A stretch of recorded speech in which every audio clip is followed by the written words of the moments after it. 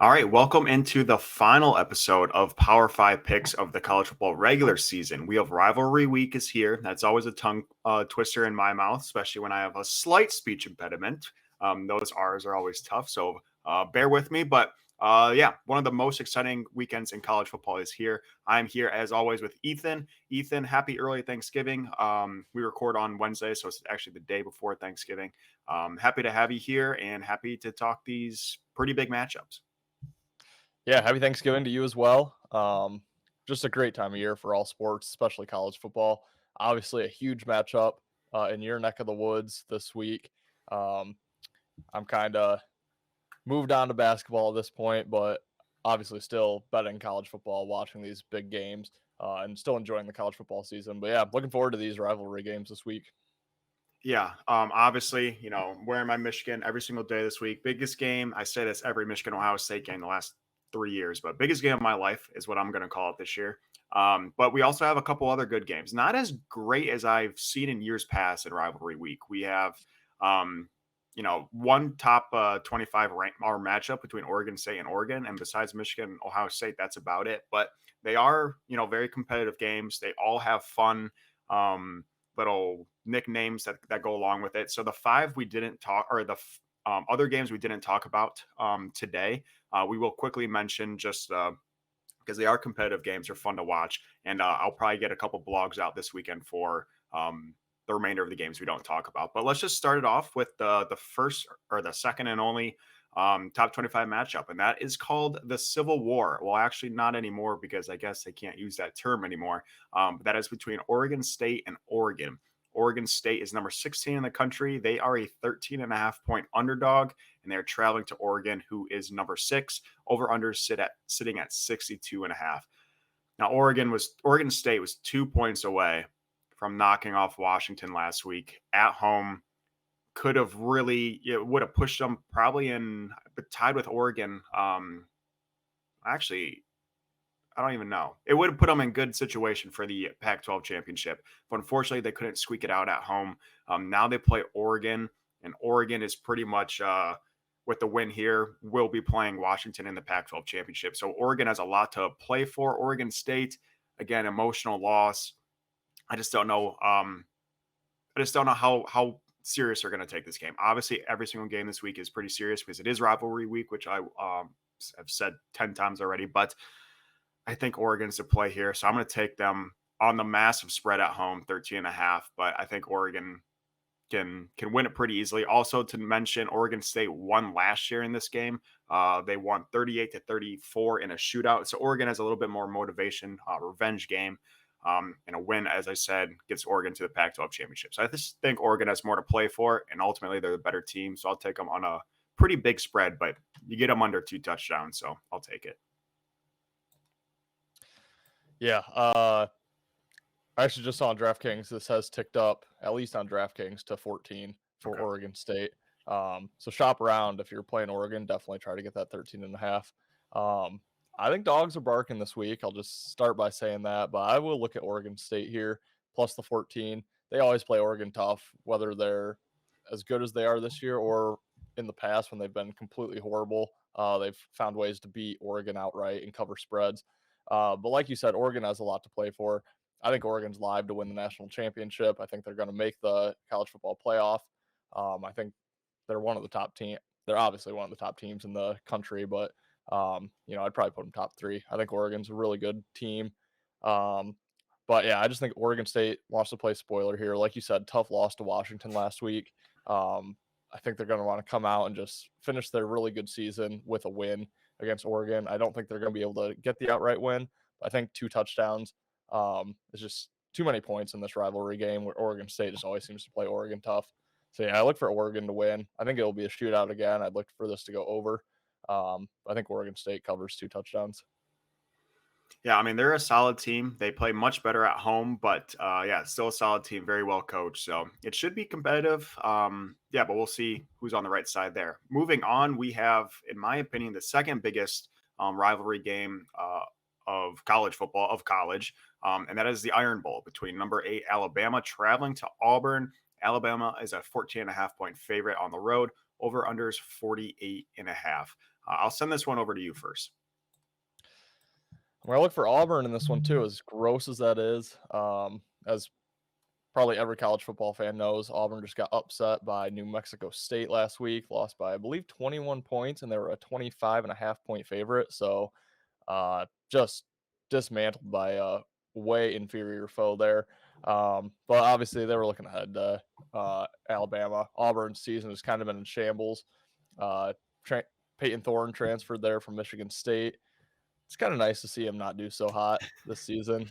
Can't lie, but I think they'll pull it together. It's at Auburn. Auburn's played Alabama tough when they're at home the last few years. I think this went to 4 overtimes, and Alabama squeaked it out by 2, I want to say, 2 years ago. And then 4 years ago, Auburn won outright.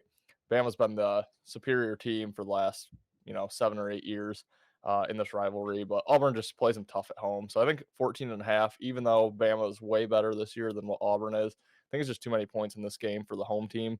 Um, like I've mentioned, I have Alabama to win the championship. I think they have a really good shot to not only win it, but to make it. Um, it's all going to come down to that Georgia game. So they really don't have a ton to play for. They're already locked in to the SEC championship game against Georgia. This game does not matter all that much to them. So I think they get out with a win, but I'll take Auburn plus the points. Yeah, I'm right there with you. I'm taking Auburn plus 14.5. You just said it. People are going to be looking at this game, looking at the recent games from each team and see that Auburn lost to New Mexico State 31-10. So that's going to get a lot of people off of the Auburn train. Even though they're at home, even though it's a huge rivalry game, I think Auburn's a play at plus 14.5. Bama already locked in. They're probably already looking ahead for already game planning for Georgia because that is the SEC championship game. The winner of that game is a sure lock into the college football playoffs. Again, Bama just has to win to move on. That's all they need. They don't need to blow this team out. They don't need to impress anyone at the moment. So, yeah, I think Auburn's in a great spot. I'm not sure their record. I don't know if they're 5-6 or 6-5, but if they are 5 and 6-5. they're 6-5. Okay, so they're already bowling.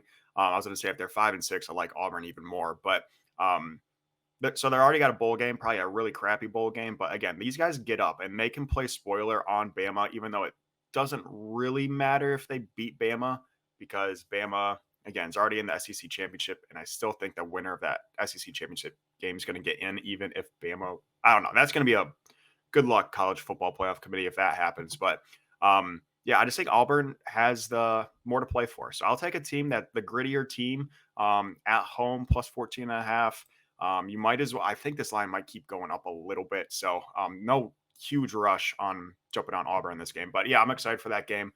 Iron Bowl is, I think, the second biggest rivalry in college football, in my opinion. So excited to watch that game. Next, a game that doesn't really matter for either of these teams, but big playoff implications for Florida State, and that is Florida State traveling to Florida. Florida State is number 5 in the country. They are a 6.5-point favorite on the road. Over-under sitting at 50. This is called the Sunshine Showdown. I actually looked up all these names. Never heard that before, but there's a little fun fact for you. So this game has multiple implications, as I just said. FSU just got knocked off of the playoff rankings as of right now. They're number 5. They did just lose their quarterback for, I don't know if it's confirmed yet, but it should be confirmed for the year. His ankle was twisted almost backwards, so that didn't look normal. That's going to be a huge problem. Florida, on the other hand, is going for a bowl game. Florida is 5-6. They are a win against Florida State would put them into a bowl game. They would be bowl eligible. I don't know if that's going to happen, but kind of the same boat of the Auburn team. Florida has the opportunity to play spoiler, opportunity to beat a huge in-state rival. I don't know. I like them plus 6.5. It's pretty gross because you can't get them for a touchdown, but Florida plays good at home. I know they've lost 4 straight, but they're to 4 really good teams, and they played all those games relatively close. So I'll take Florida plus 6.5. Yeah, I mean, I agree with a lot of the things you said. The home team, Jordan Travis out playing for a bowl, but I like Florida State minus the 6.5. Even without Jordan Travis, they're just by far the superior team. Even without their starting quarterback, Florida's lost 4 straight. I mean, they're just in a tailspin right now.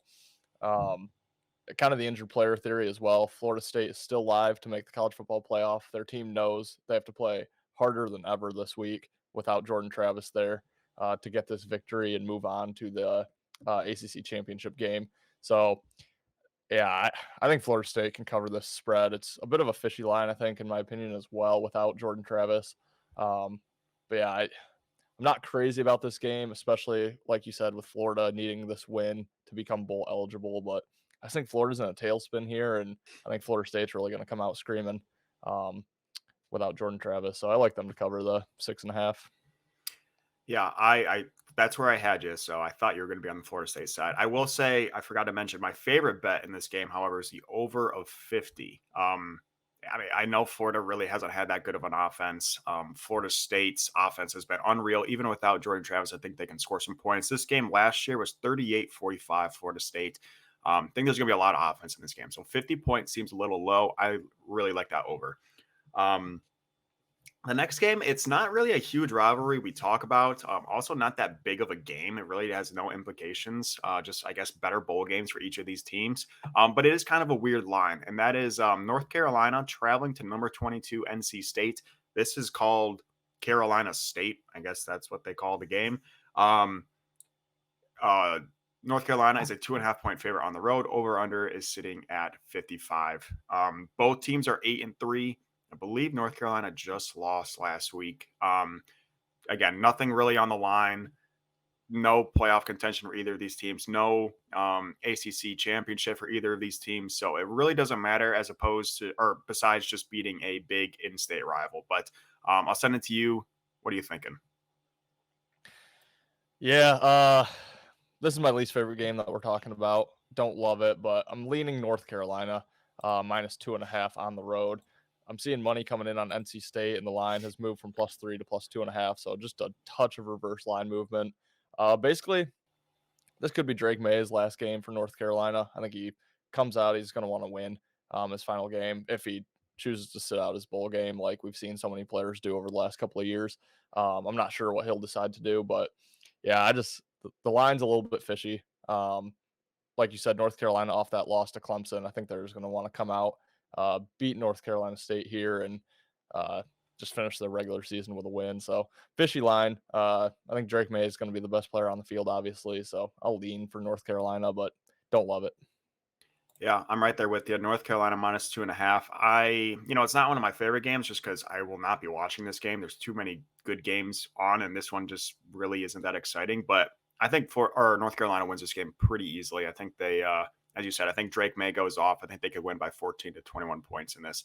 NC State, a little overrated, number 22. They don't really have a quarterback. He's terrible. If you look at his stats, he's like throwing for like 87 yards a game, and they're just running the ball, and I just think North Carolina is going to have a field day out there. So, again, yeah, not my favorite game, but I might bet it because I'm pretty confident in North Carolina, even on the road, and I like that reverse line movement as well. So, I'll agree with you and take the Tar Heels. And then finally, the final game of the regular season, Power Five picks, the biggest game of my life. Again, I say that every single year. It's such a good game that it's just called the game. Biggest rivalry, in my opinion, in sports. You might have a slight, I might listen to a little bit if you say Yankees, Red Sox, but who cares about baseball? Michigan, Ohio State, the game, the game, the game. Number 2, OSU travels to number 3, Michigan. Michigan is a 3.5 point favorite at home. Over under sitting at 46. I'll send it to you because it's pretty obvious what I'm picking. I don't know if it's the smartest bet, but just out of true passion and support of my guys, it's pretty obvious what I'm going to go with. So probably not a whole lot of brain power on that one, but I'll send it to you for maybe a little better, less biased analysis of this game. Yeah, I mean, 3.5. It's a tough spread. This game opened 6. I should have hopped on Ohio State when it was 6. Way too many points for the rivalry, even though Michigan had their way with Ohio State twice last year. But this show wouldn't be any fun if I agreed with your Michigan side. So I will go Ohio State plus the 3.5. Don't love it. The public's all over Ohio State. Michigan has looked dominant in every game they've played. Obviously, a lot of talk about the weak schedule, but they did beat up on Penn State. They have faced a lot of adversity with Harbaugh this season at the beginning of the year and now at the end of it. And they just keep rolling. And like I said, last year they dominated Ohio State. Now it's at Michigan. Um, yeah, something's just telling me. I mean, it's tough to beat a good team back to back to back. Ohio State's obviously a good team. I think Ohio State.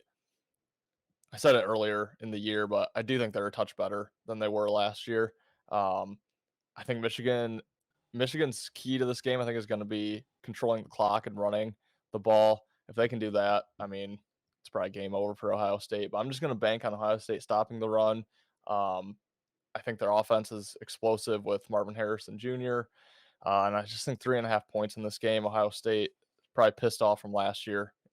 Obviously, they're pissed off from last year. So, yeah, it's at 3.5. I don't know if I'll play it. I'll probably just watch this game as a college football fan.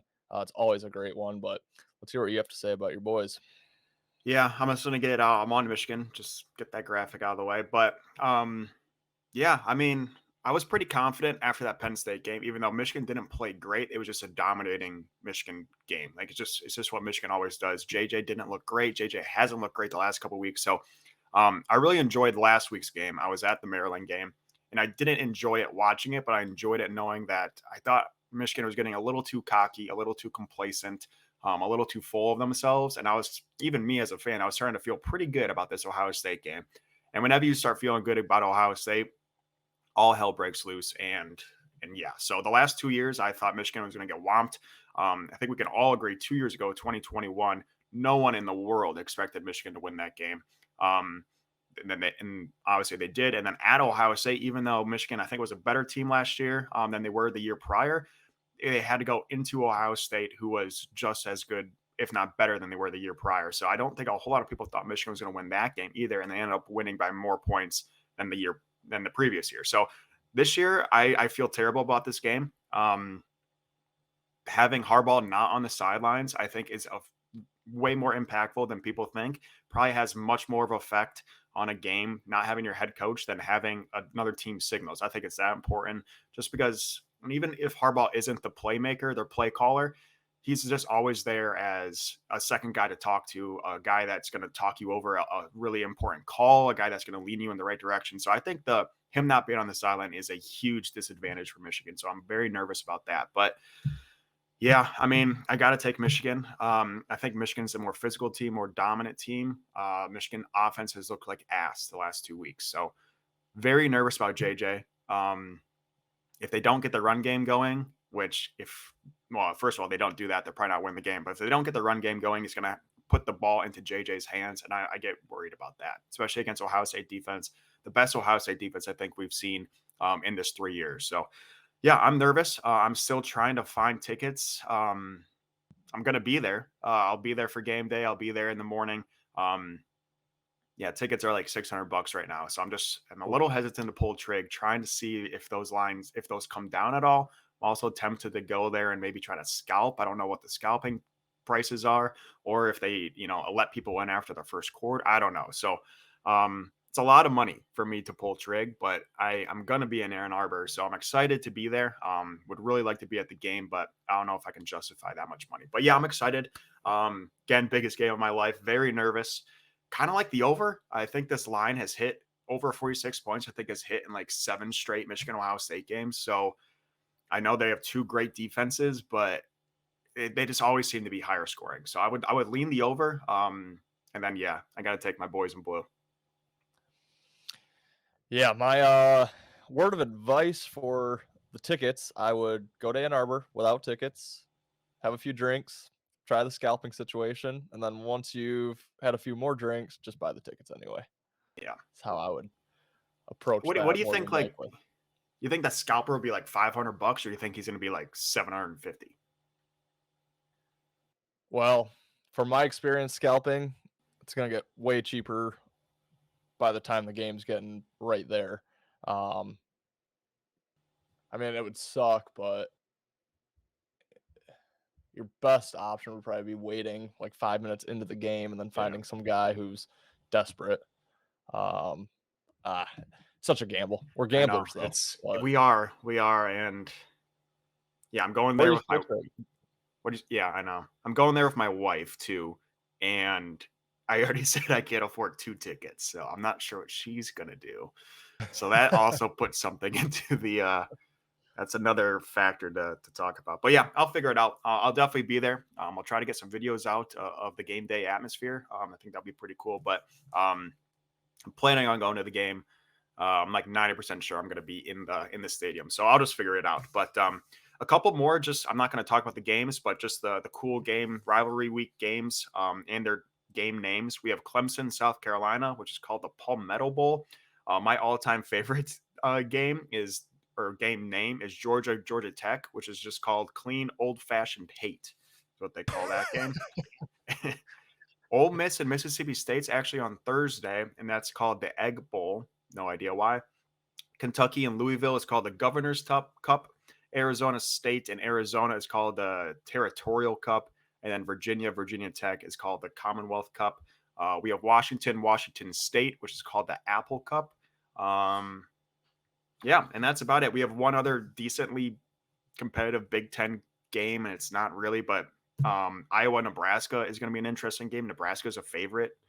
Again, that game is going to be 13-10. I don't know who's going to win it, but a couple other games that are out there. So make sure you check out Better in Green.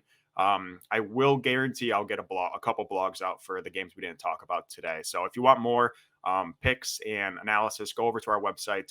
Also follow me and Ethan on Twitter, as well as Better in Green on Twitter. We consistently post not just college football plays, but NFL, college basketball, NBA, NHL, you name it. So if you want more picks that just don't have a bunch of analysis, check out our Twitters. But yeah, we appreciate you guys. And Ethan, you have anything else to say before we close out the final regular season week of Power 5 picks? Yeah, one last thing I'll add. We do both tweet out a lot of our plays. However, we are moving to we're not going to be tweeting out as many plays. We're going to be moving to some premium package plays. So just consider it's $1 a month. That's all it is. Just consider subscribing to our bettergreen.com premium access. You'll get all of our plays there. We're going to be writing up premium articles with premium plays that you can only get right there. I mean, point blank, we put in a lot of work to handicap not only college football, but the NFL, the NBA, NHL, college basketball. You name it, we're betting it, we're handicapping it. We're not just looking at a game and throwing random money at the table. So we do put in a lot of work to do this. It takes a lot of time. I know a lot of people don't have the time or energy. So let us do the work for you. Pay $1 a month. And you're going to make obviously way more than $1 following our plays. So just consider buying a premium package. But other than that, can't wait for Thanksgiving. It's going to be a great weekend of sports. And thanks again for having me. Yeah, no problem. It's always a pleasure having you on here. And yeah, we appreciate you guys. Great mention on the premium picks. We are going to start doing that. Again, it's not $50 a month. It's not it's $1. So again, Ethan just said it. We put in quite a bit of work. Do our best to make you guys profitable picks. And yeah, we would appreciate if you're into that. So definitely let us know. But yeah. Good luck this week. Go Blue, and have a great Thanksgiving. Enjoy time with your family and friends. And we appreciate you guys as always. We'll see you next time. See you guys. You better start listening to the Better in Green podcast. You will not regret it. Trust me. And hey, I'm Dean Blandino. Welcome to Better in Green. To Better in Green. To Better in Green. Listening and cash out. That's what it's all about. Come on, let's make cash now. We always on spot and we cover all spot from the bottom to the top. Hey, shout out to Ethan, shout out to Wyatt, shout out to Ben. Welcome to our podcast. Better in Green.